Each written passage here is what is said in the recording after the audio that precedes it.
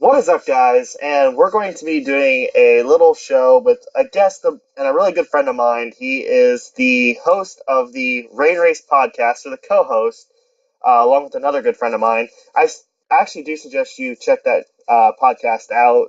It is really fun to listen to. I listen to it in my car whenever I'm driving extensively to back and forth to work every day. Today we have Mr. DeductiveRain, Mr. Chris, and today we're going to talk. We're going to be talking about. I just want to say quickly, I appreciate the elongated shout out of the podcast. That was just bravo, man. I appreciate it. So, anyways, we're going to be talking about the World Endurance Championship, a series that both of us have followed for quite some time, and where it went wrong. And what I mean by that is, recently the WEC has been making some very iffy decisions about the course it's taking. This isn't going to be a rant about the super season. I mean, it hasn't even run a race yet, and I really can't judge on that one, but how we got to the super season, that's what we're going to talk about, and why the decisions are so iffy by Gerard Naveau, who is the CEO of the FIA WEC. So, let's go ahead and get to the climax of the story, and Chris, you'll be able to talk about that. Well, pretty much the climax. Well, I mean, it all really depends what your favorite class is, but for all intents and purposes, the most popular class in WEC among fans is generally LMP1. Good. And the climax of that class was I was gonna, in 2015. I was gonna say, because GT classes don't exist. Oh no. What are you imitating there? Oh no. Well, here's the thing.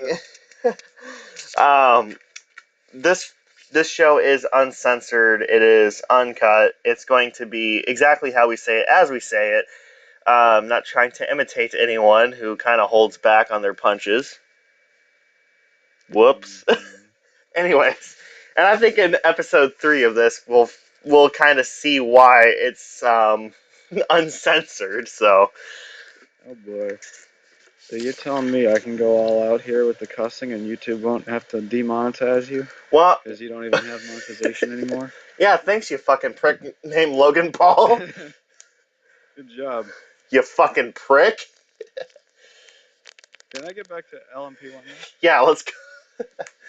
LMP1, 2015, at the beginning of that season, or at least around February-ish, is when we had 4 confirmed hybrid manufacturers. You had Porsche, Audi, Toyota, and the ill-gated Nissan Nismo program.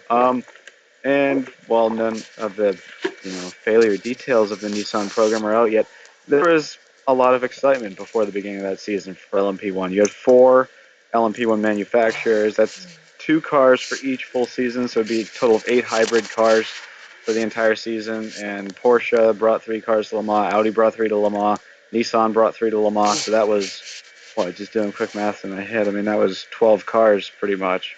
And then that's just the hybrid cars. You got to factor in the rebellions. Well, actually, that was pretty much it for the non-hybrid cars. But how we got to that point, though, is very interesting. Of course, the WEC was formed off of a former series called the ILMC. And yes. In 2012, we was set to have Peugeot with hybrid cars as well, with Toyota, who accelerated their plans a year to kind of give hope back to the Japanese people after the tsunami in 2011. And, of course, Audi with their e-tron Quattro. Mm-hmm. Yeah, I mean, going into 2012, it also looked like a promising championship. 2012 was the first year that Le Mans was back as a round on a championship schedule, because when it was the ILMC, Le Mans was actually not a round of a championship. It was its own standalone race. It didn't count towards points for any championship, which, that could be a debate topic on its own, whether or not you thought that was a better idea. Some people say it was better that way. Some people disagree. I mean, that's a trade punches topic right there. But when the WEC became a thing in 2012, it was pretty much formed on the basis that Le Mans was going to be a championship round, and actually quite a significant championship round because it was double points. Yeah, and honestly, the fact that Le Mans was a standalone event, I disagree with it in a way because I mean it is a very prestigious race, but it was really the only major race that was a standalone event. Yeah. I mean it was kind of cool, but at the same time though it didn't seem right because let's face it, the Indy 500 is a IndyCar series. You know, it's not a standalone event. The Rolex 24 at the time was part of the Grand Am Rolex series. Yeah. I mean, if I'm honest, the thing that I liked about WEC being its own standalone, or not about Le Mans being its own standalone event, is that, I should say, especially without it under FIA sanction, is that it just had a lot more of a raw and sort of pure feel when you saw like track marshals running out on track to pick up debris back in like 2009, 2010. Oh yeah, There's that just such a raw uh, feeling about that race, like an here's old time's sake feeling here that you didn't get in any other races. here's the thing about that. You'd have guys waving a yellow flag and nobody, or you know, it's very rare to see drivers obey the yellow flags. I mean, I know I don't sometimes at SIK. Whoops. Um, if you're listening, Kyle Ogar, I am sorry. No, I'm kidding. But I mean, back then the race was a lot different of a feeling, pre WEC, and really you had people showing up to win the not because of the championship, but because of the prestige of the race. You had Audi and Peugeot slinging millions upon millions of dollars just to win one race. It's not because there's a championship. And unfortunately, we've seen it the last couple of years where Porsche have kind of manipulated the finishing results to let the Le Mans winning car actually get that, you know, chance to win the championship, which has kind of ruined the WEC in one sense. Yeah, I mean, I could definitely agree with that. I certainly don't think from the beginning Le Mans should have been a double points event. And of course, now with the super season, which I don't really want to dive too Well, much into right now, but with the super season, Le Mans on the schedule twice. here's the thing about that. Um, I think I think Le Mans should be paying more points than the average WEC race because it is 4 times longer than the average WEC race. But at the same time, though, it does also kind of screw some people in terms of how things are. If you just have one bad race, like Toyota had this year, think about this: the 8 car won 5 races this last year, and they still, and that's 5 out of 9 races, and the double points kind of screwed them because they had one bad finish. Yep. I mean, well, I mean, what are you going to do? It's the same stuff that IndyCar is pulling right now with Indianapolis and Sonoma for that matter. But, I mean, whatever. Agree with it or don't. It's kind of just the way it is right now. But, So 2012 rolled around and Peugeot dropped off because of financial difficulties. We was coming out of the recession, and then I believe Europe was having a little money crisis of their own at the time. 2013 came along. It was really Audi versus Toyota, but for the first time, LMP1 was kind of suffering in terms of their non-hybrid counterparts. Um, because at that point, you know, in 2012 we had something like, or 2011 we had 17 LMP1 cars, including the diesels. 2012 we had something like 13 or something like that, and then 2013 rolls around and we have, I think, like 8. We had the 3 Audis, the 2 Toyotas, the 2 Rebellions, and then the Straka car. yes, when they ran an HPD. Yeah, and they beat the Rebellions, because the Yep. rebellions just all sort of. Well, I do remember the 13 rebellion. Not to go too far off topic, but kamikazing it through one of the chicanes, or at the exit of one of the chicanes, going back after one of the many safety cars. Of course, 13 was a. It was a good race. It was overshadowed, of course, by the tragic loss of Alan Simonson, but also um, that fact that over half of that race was spent under safety car Hmm. because of barrier repairs, which is why we have slow zones now. Yep. Well, you're talking about 2013 Le Mans, and I just want to quickly point out that 2012 and 2013, the hybrid systems on the cars were almost completely different than they are post 2013 up until this point right now, because they ran, was it only just a 2 megajoule class back in 2012 and 2013? Yeah, Was it? I believe it was only 2 megajoules. Yeah, and also they didn't have any um, maximum fuel or energy use per lap rule back then. Which, by the way, if you don't know exactly what that is, if you listen to an LMP1 car or an LMP1 hybrid car, ever since 2014, you'll hear them coasting into turns, particularly at Le Mans, and that's basically just because they have to. They're only allowed to use a certain amount of energy per lap, um, and the offset to that is that they get to have freedom with the engine regulations. They can make the engines as big as smaller, as big or as small as they want. a V4 Back in Porsche.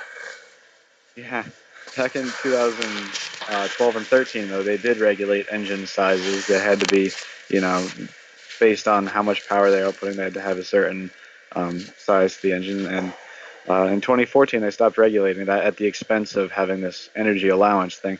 And honestly, I feel like that transition right there is what rose the WEC up to its height, or rose LMP1 up to its height in 2015.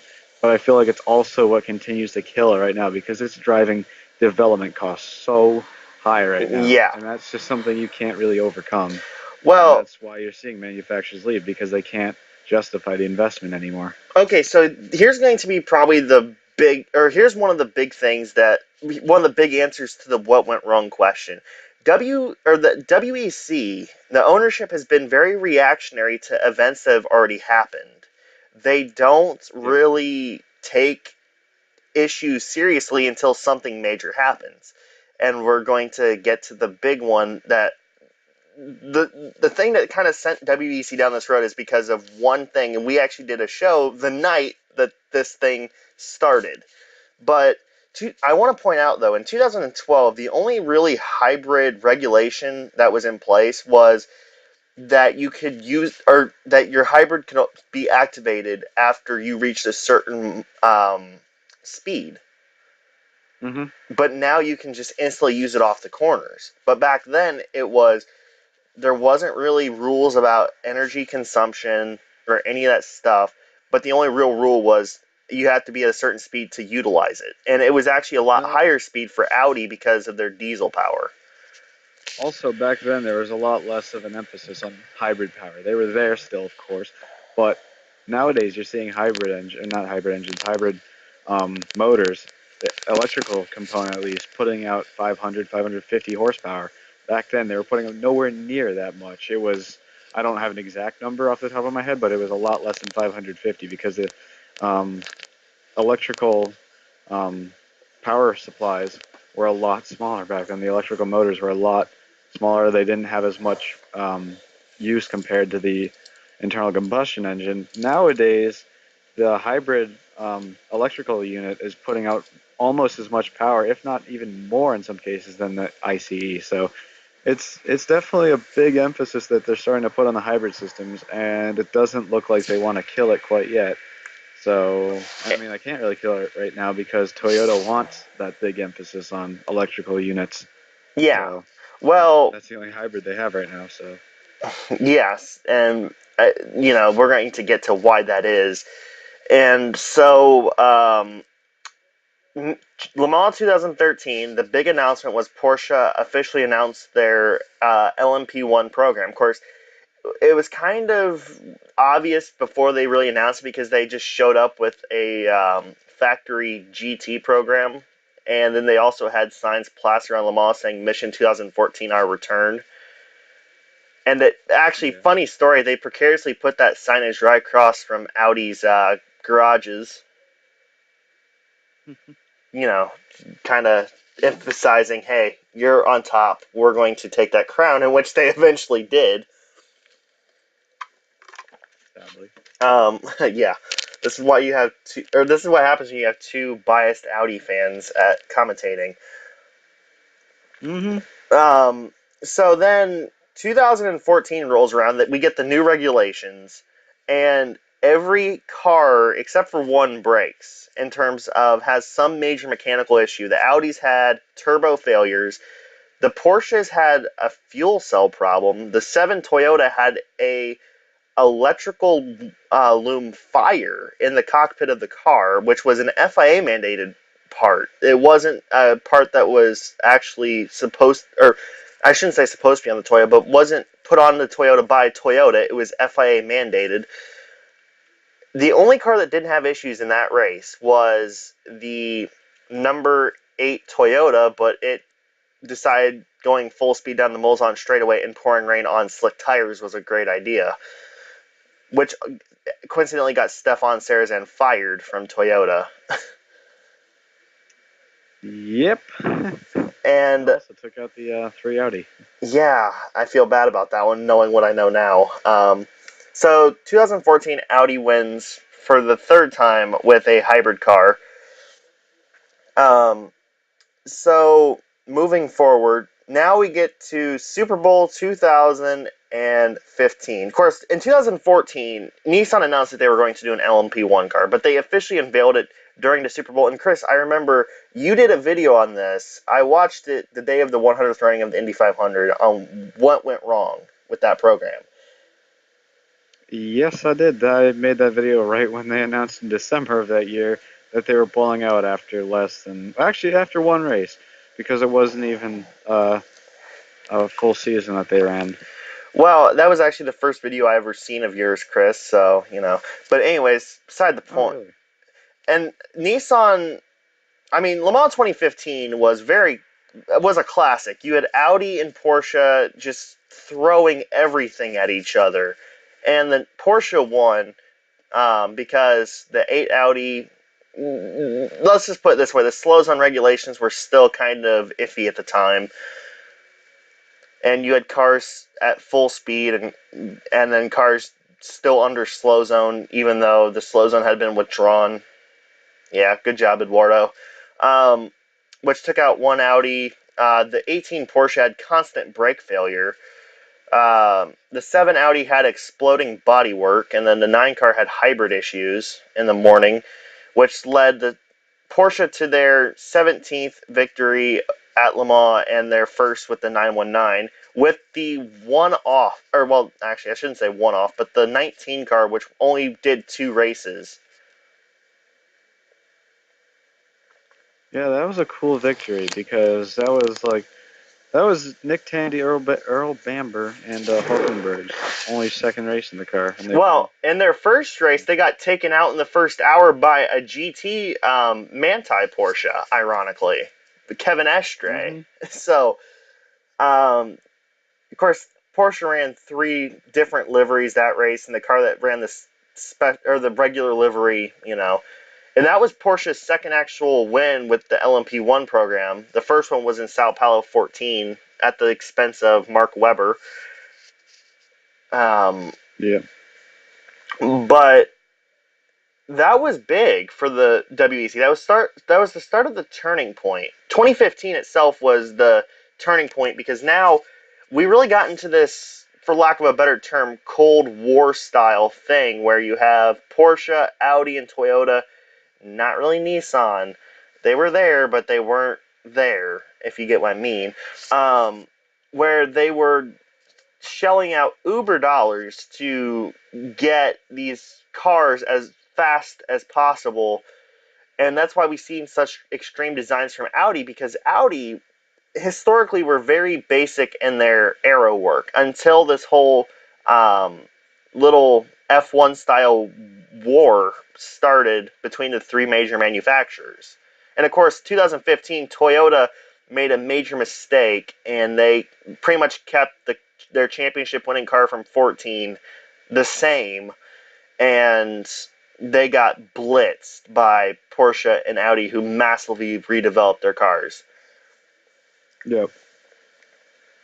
Um, and the rest of the WEC championship, I mean, it was a true all-out war between Porsche and Audi. And Porsche got the upper hand most of the time, but that's because Audi started making very un-Audi-like mistakes. Yeah. And it, Yeah. Because that, I mean, I just want to go off a quick side note here, but Audi is pretty much, you can look at 2008 if you want, but they're pretty much just historical knowing at Le Mans was that they weren't really the fastest car, or even look at 2005 for that matter. They weren't really the fastest car, but they had the reliability. If they didn't have the reliability, they had the guys that knew how to fix it really fast to get it back on track. So, I'm gonna I throw mean, out. that's pretty much what they were known for. And in 2015, it was, and 16 for that matter, it was pretty much just the opposite. They They were turned. making mistakes. They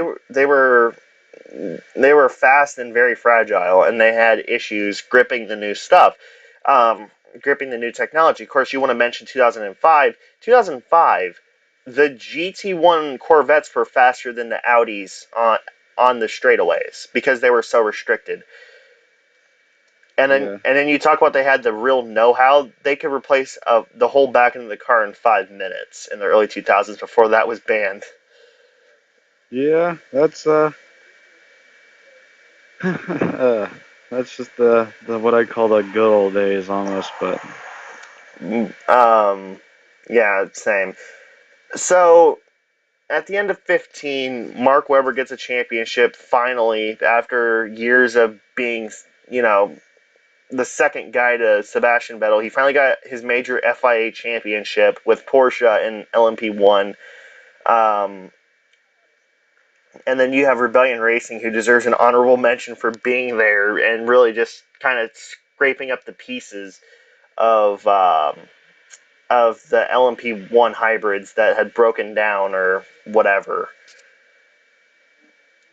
Then we get to yeah. 26. Then we get to 2016, and this is where it starts to go bad. You have all three manufacturers are competitive, very competitive. Audi wins the first two races of the World Endurance Championship at Silverstone and Spa. I don't give a shit what you say. They won Silverstone. Um, and with a Nice. very radically updated car. And at the same time, Yeah. that this little hybrid war is going on, there's a little series out there called Formula E. The cockroaches themselves. I personally dislike Formula E with a passion. Um, and yeah. So Le Mans 2016, we know what happens there. Audi's not competitive. Porsche and Toyota just go all out to the final lap, where reliability bites Toyota in the ass again. Really badly. Yeah. So, and while all this is going on in the motorsport arena, in the actual customer car arena, the passenger car, there's a little scandal called Dieselgate going on. And Audi is obviously Volkswagen Group's diesel representative in racing. And it's obviously very bad PR, and a mix of things happen, as well as intervention from the German government, supposedly. And Audi decides or announces that they're withdrawing from LMP1 at the end of the 2016 season. And they're going to focus all of their efforts in the Formula E program. Once again, it kind of wouldn't surprise me. And wasn't it David that said that the German government got involved? Um, well, I mean, no offense to David, he does make a lot of like wild theories sometimes, but I mean, possibility maybe, but I mean, I wouldn't be I think his theory mainly was that they're giving tax cuts to manufacturers for focusing their racing programs on energy efficient electric programs, but and also the I don't see any evidence to back that. and also the PR was really bad against Volkswagen Group because of the whole Dieselgate scandal, the emissions thing. Not really. We don't really need to go into that, but Yeah, well, also they were stuck with a huge bill of what was it, 18? I don't even maybe 18 more billion dollars. Um, and then also yeah, you can't really justify a $100 million a year racing program when you just have to lay off, thousands of employees for this whole scandal. So now, if you're wondering why Porsche didn't withdraw, because they're in the Volkswagen Group as well. Porsche owns Audi and Audi owns Porsche. It's one of those deals. Um, the reason probably they chose to sacrifice the Audi program first was because of the diesel technology. again, it's all from a public relations standpoint. If you have this whole scandal around your diesel technology, are you going to keep your diesel fueled racing team going? Probably not. And Yeah. Porsche actually had some use still to of the Volkswagen group as a whole, because their technology directly relates with the Porsche 918 hybrid. Which isn't in development anymore, but maybe that's why that car isn't a thing anymore. So 2016, we have Porsche, we have Toyota. Fantastic battle at Le Mans. It really comes down to reliability and stupid mistakes. Fuck you, Manor Racing. You should keep your guys in your pit box. I don't care if you're trying to. Wasn't that SO24? That I thought Manor and SO24 were partnered on that one. Right? Oh, I I swear it was one of the Manor guys, to be honest. it was Vincent Capilleri, I, something like I, that. I just call him Vincent Caterpillar just because. Oh, But okay. I don't remember what team it was, but either way, he ran out, gave I'll a look it up thumbs while up. you're in. But you can explain what He happened there. ran out into the pits, gave a thumbs up during a safety car, and obviously, uh, the rule at Le Mans, if you don't know, is that you're held up at the end of the pit lane by a marshal who is dressed in orange until the next safety car queue goes by, and then you're released after that queue goes by, since there's 3 safety cars. Well, this guy who has an orange fire suit gives a thumbs up, and good luck to the number 7 Toyota, who was dominating the race at that point, and he just goes. And then the team tells him no, no, no, and he stops the car and shuts the engine off. Well, the car is not supposed to be started on its internal combustion engine. It's supposed to be started off the hybrid system, and then the internal combustion system will fire, or the internal combustion engine will fire at once the car is actually moving. Well, there was no energy left in the hybrid battery, and so he had to fire it, and it absolutely shredded the internals of the car. And a stupid mistake cost Toyota almost a sure victory, to be honest. Yeah. And then the number 8 car had hybrid failure. The 9 car got fucking taken out by an LMP2 car right after that safety car for the 7 car. So, I mean, and Porsche went on to win the race. And then there was rumors about Porsche withdrawing and going to Formula E. And those were confirmed in July 26 or 2017, excuse me. Um, and that left one. Well, here's where we start to answer the what went wrong. Here's another answer, anyways. Um, they refused to cost cap. The manufacturers said you need to do something about the costs of your hybrids category. And Gerard Nouveau and the WEC did nothing. And so this is in one way a byproduct of that, because they refused to cost cap. And that's a problem. Um, and here's the thing, and I think this is a reasonable comparison. IndyCar and their aero kits, the cost of the aero kits was quite a bit higher than a universal aero kit. And so, as a reactionary measure to barely having 33 entrants in last year's Indy 500, them and Dallara, and it wasn't just reactionary to last year, it was announced well before last year's Indy 500, but um, and also they only had 33 entrants for the 2016 Indy 500, which was in a way embarrassing, to be honest. When you barely make the entrance for your 100th running race, that's bad. So them and Dallara came up with this new universal aero kit, and now look at it. We are slated to have well over 33 entrants into the Indy 500. And the thing about IndyCar, and what makes them different, yes, their move was reactionary, but they did it before it was too late. Yeah. I mean, Well, they're definitely in a different position, so I don't want to make any comparisons between the two series. Um, but I mean, I just think the LMP1 hybrid category is too expensive right now. And the problem is, if you want to not make, you can say, oh, you can limit it by reducing the emphasis on these hybrid systems. Well, then Toyota won't stay. And who's guaranteed to come over if you do that? Because Peugeot's already committed to rally, so they're not coming back at least right now. It would be at the next regulation cycle. Porsche, I don't see coming back right now. In the next 5 years or 5-10 years. Audi, same deal. Um, I think that the manufacturers that we could see pulling in would be like the Fords, um, maybe like the McLarens, Well, Aston Martin possibly, but those manufacturers aren't really interested in hybrids to begin with, so they're kind of just stuck where they are right now because yeah, there are teams out there, there are manufacturers out there that said, yeah, we're a little bit interested in an LMP1 program, depending what you do for the next development cycle. But, right now you can't. They're kind of in a position where they're stuck with the cycle that they're in right now.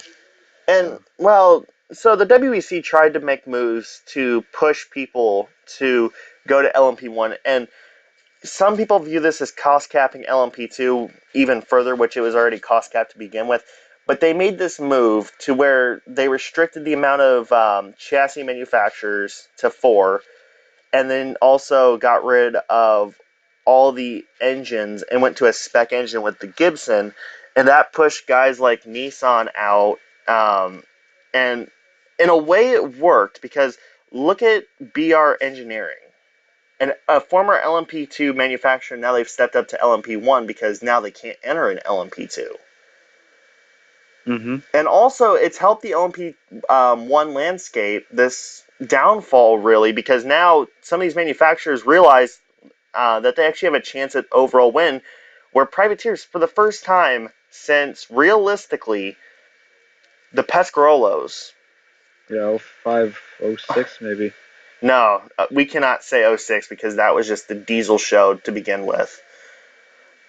Since Oh really yeah. 2005, for the first time, realistically, for the first time in 13 years, realistically, a privateer could win Le Mans overall.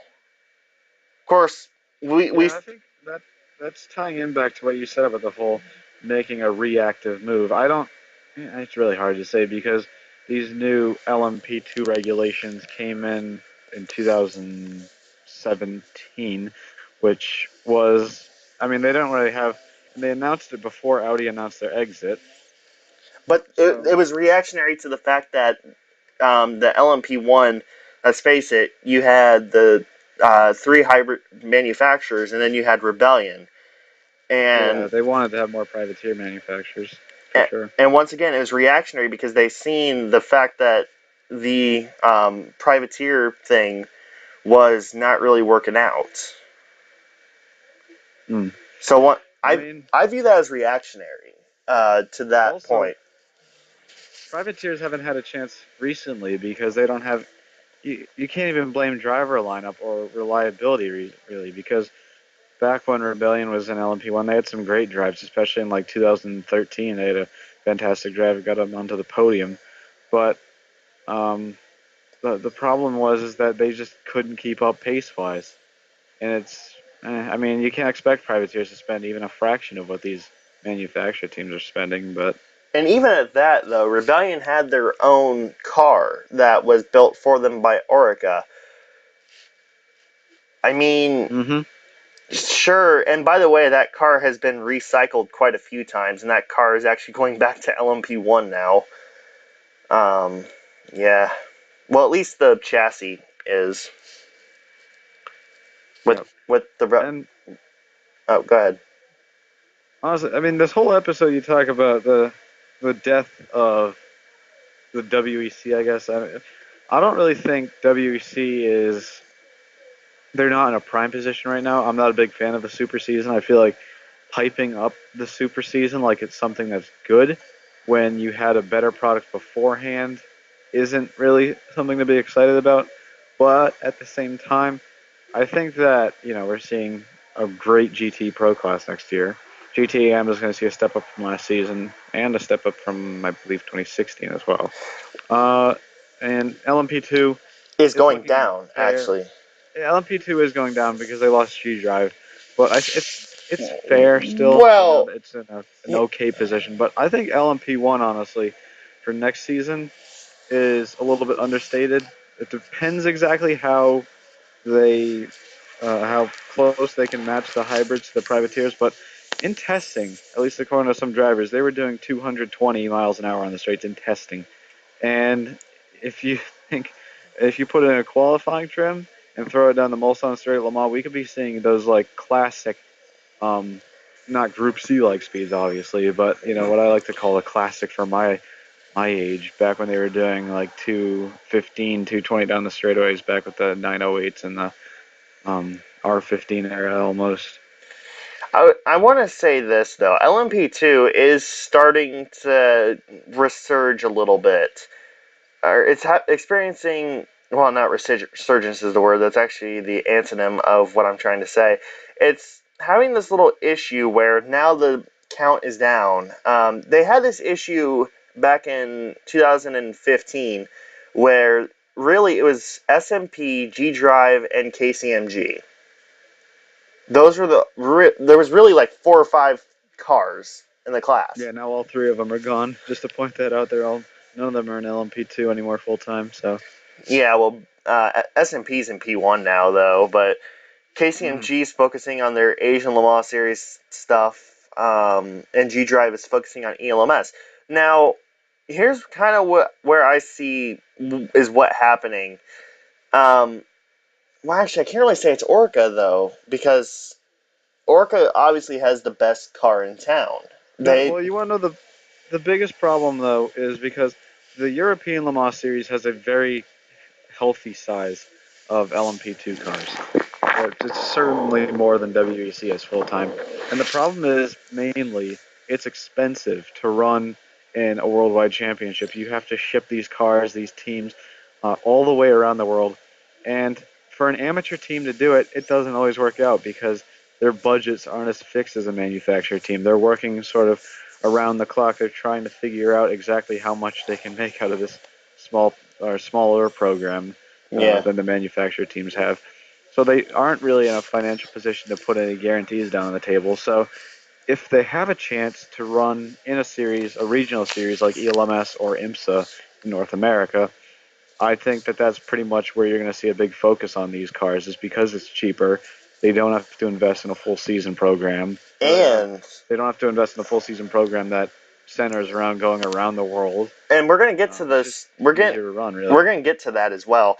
But I wanted to say also they're the stars of the show in the ELMS. In WEC, the emphasis, excuse me, has always been on LMP1.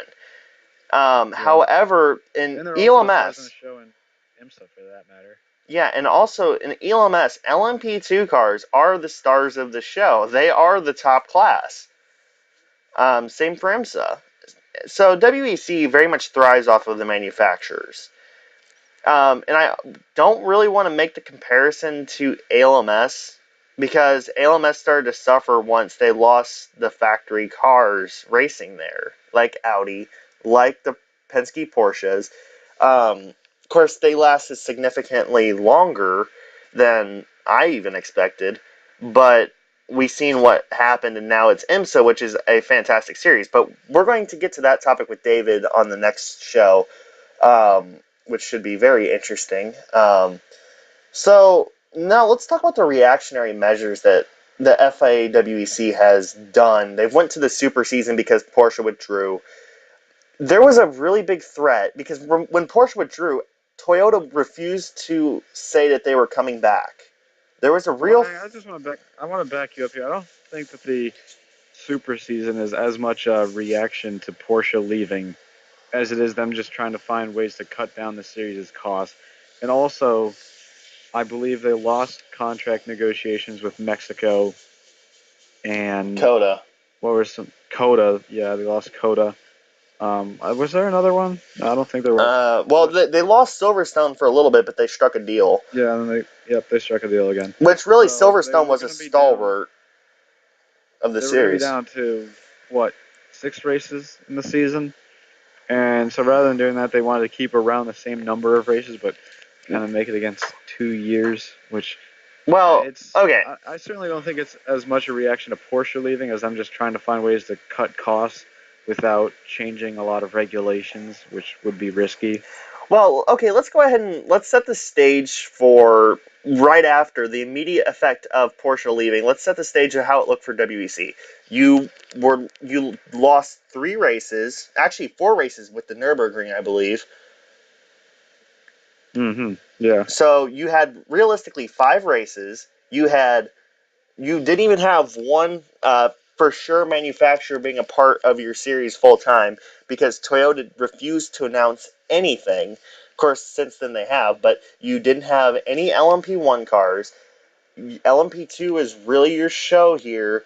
The GT class, the GT Pro class at least was looking good. GTM has never really looked healthy, but they're still there just because things were looking bad for WEC. They were kind of looking like things are looking for Kmart now.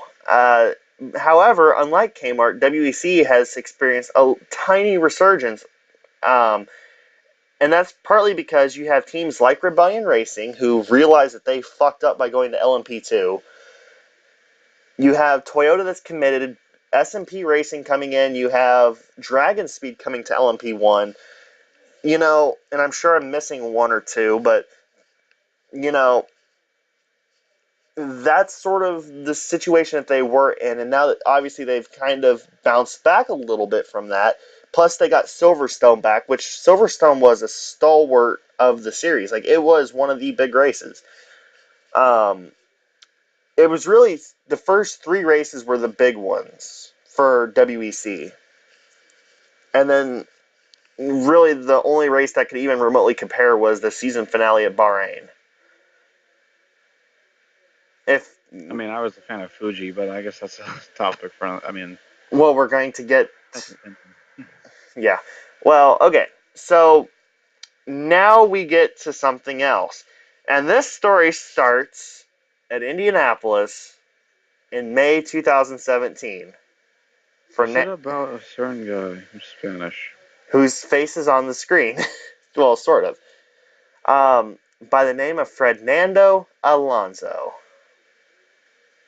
I try You're to. gonna have to like, I yeah, try. you're gonna have to explain why you called him Fred Nando before people are like in your comment section just being like, "You're stupid, man. You're Bandwagon. fucking dumb." That's my like one acknowledgement of bandwagon kid, that annoying little prick.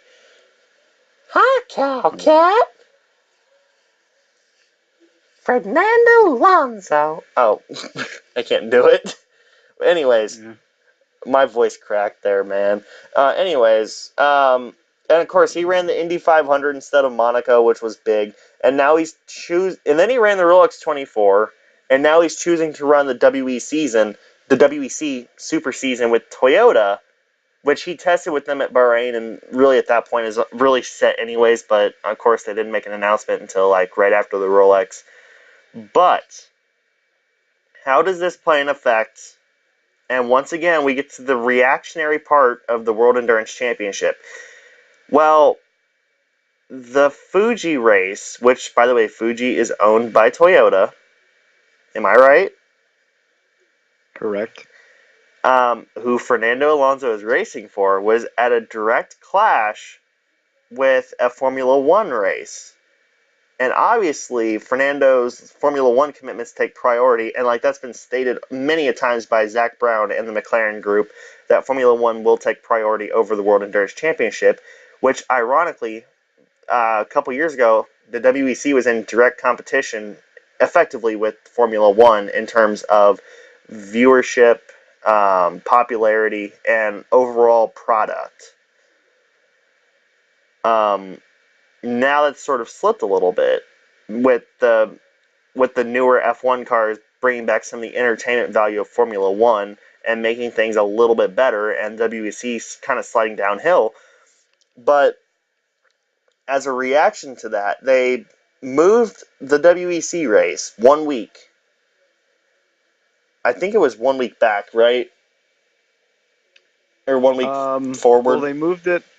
They moved it forward to no. They moved it forward initially to avoid Conflict with Petit Le Mans. Petit Le Mans. That's what I was thinking. And then they moved it back Because of when Fernando. Honda announced Toyota, and that's to avoid Coda.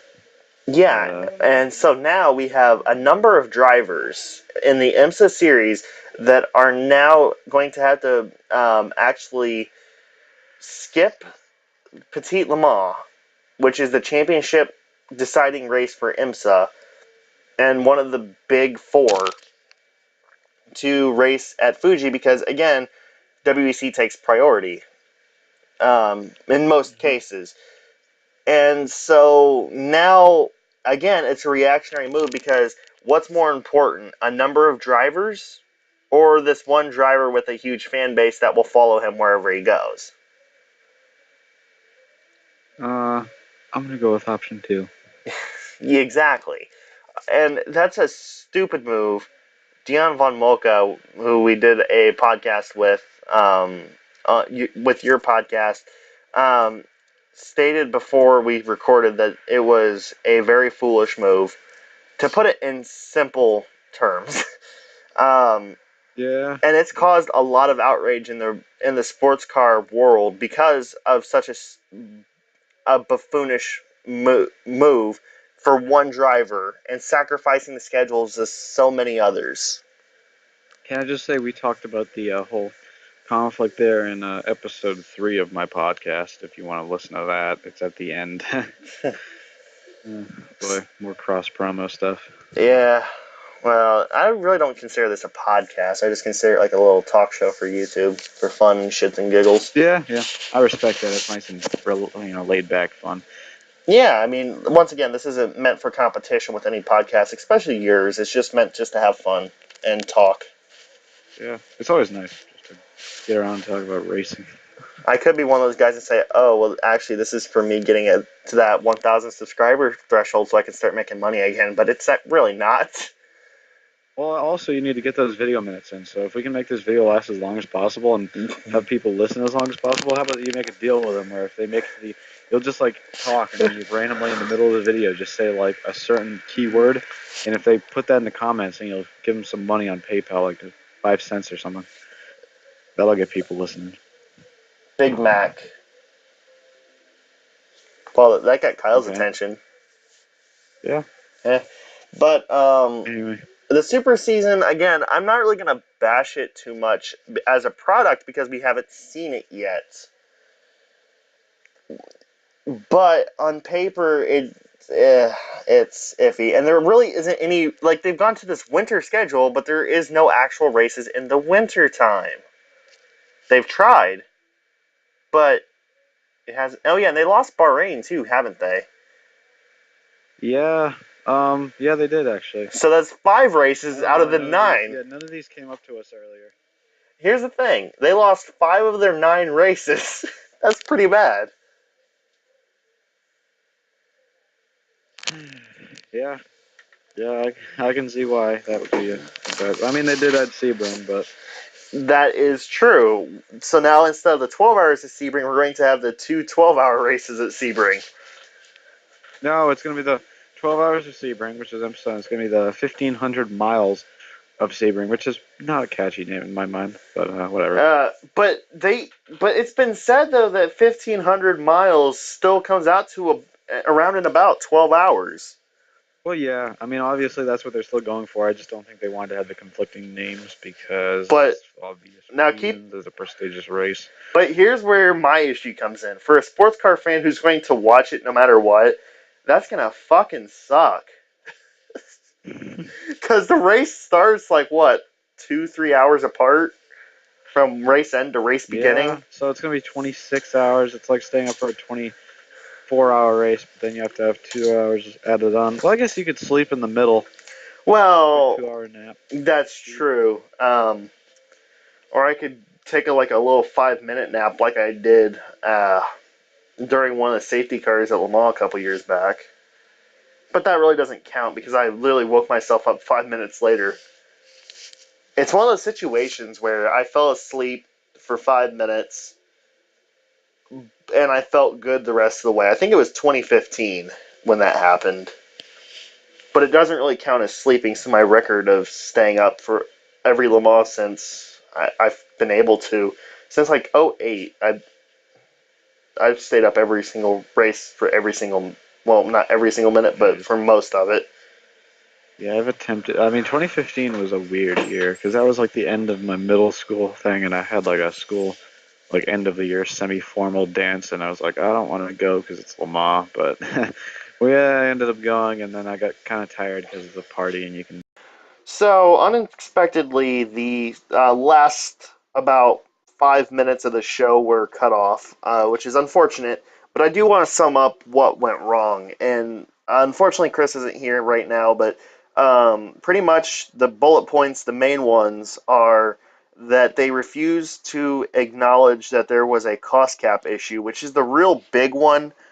They were The second one was that they were very reactionary. They didn't really see bad things happening until after they had already happened.